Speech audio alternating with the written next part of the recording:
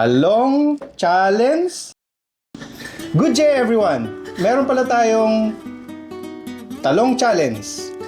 Ano to? Talong challenge sa isang pyesa ng scooter mo na nangungulay talong or nagkukulay talong. Alam mo ba yon? Eto. Bell ng scooter.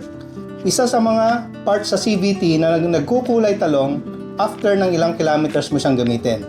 So meron tayong ginawa dito sa bell na to, which is stock siya na bell, pero meron tayong ginawang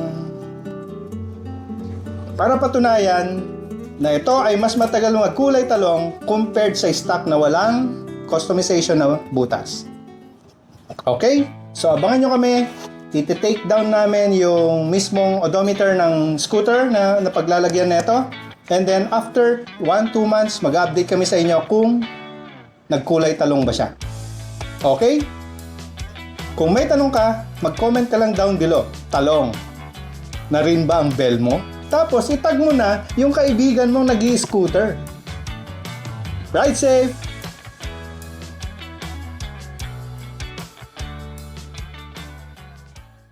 Good day everyone! Ganun, no? Energy! No, energy. Energy! Merong pyesa na nagkukulay talong. Alam mo ba yon? Okay sir, isa pa, kaya pa yan? Hindi na. Bakit? Sir, hindi ko na take. Ha? Ay, shit! Hindi mo na te. Ang bihira ko.